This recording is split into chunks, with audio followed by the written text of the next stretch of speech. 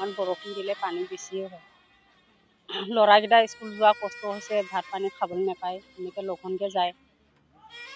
পচলা এইটো মাছ খোৱা। চৰকাৰৰ পৰা ৰিলিফ পাইছে? চৰকাৰ বা সেইদিনাখন দিছিলে অলপমান, তাৰপিছত নাই। প্ৰেচিডেণ্ট ছেক্ৰেটাৰীও গুৰুত্ব নলয়। কিমান দিন হ'ল পানী হোৱা? পানী হোৱা 1 মাহ বেছিয়ে হ'ল। এইটো চেৰেং নদীৰ মাথাউৰি ভাঙিলে। পোৱা গৈছে বানপানী হৈ আছে, ঘৰত থাকিব নোৱাৰা হৈছে, তাৰপিছত আৰু কিবা খেতি নষ্ট হৈছে, কি ক'ব? কি ক'ম আৰু, আমাৰ চৰকাৰৰ ফালৰ পৰা একো উপায় অনুদান আমাৰ এইটো দিয়া নাই, সহযোগ কৰা নাই। তাৰপিছত আমাক এতিয়া বহুত ৰাইজে চৰকাৰে ক'ব এনেই মিছাকৈ কৈছে, আমি দেখাবলৈ আহিছোঁ। আকৌ বহুতখিনি মহিলাসকলে পানী পাৰ হ'বলৈ ভয়তে অহা নাই। আমি আহিছোঁ, সিহঁতে ভাবিব মিছাকৈ কৈছে, আমি দেখাবলৈ আহিছোঁ। চৰকাৰে যাতে বিশ্বাস কৰে নে নকৰে, আমি দেখাবলৈ আহিছোঁ। আমাৰ চিমন চাপৰি এৰিয়াত বানপানী হোৱা নাই বুলি কৈ থাকে সিহঁতে, আমি দেখাবলৈ আহিছোঁ তাকে।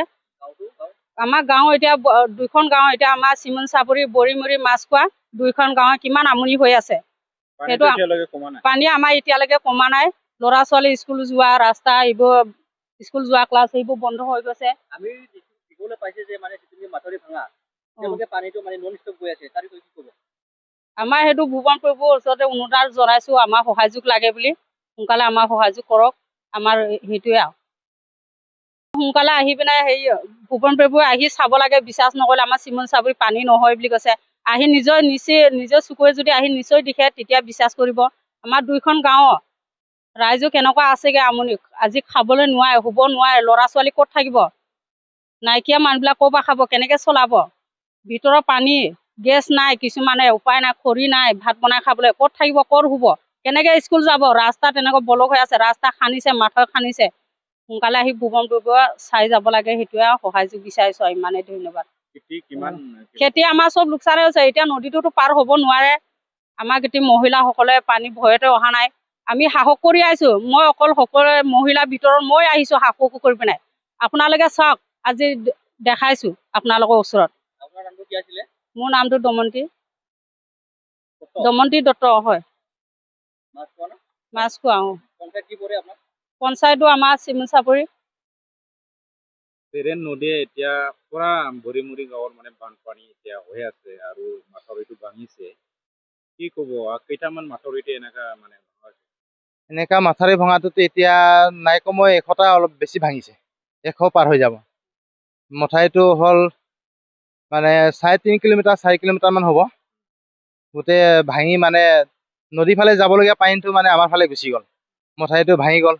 তাকে চৰকাৰে আহি যদি আমাক অলপ হেফাজত কৰে, এই মথাউৰিটো চাই আমাৰ মথাউৰিটো যদি এমাৰ্জেঞ্চিকৈ যদি বন্ধ কৰি দিয়া হয়, তেতিয়া আমি সুবিধা পাম থাকিবলৈ।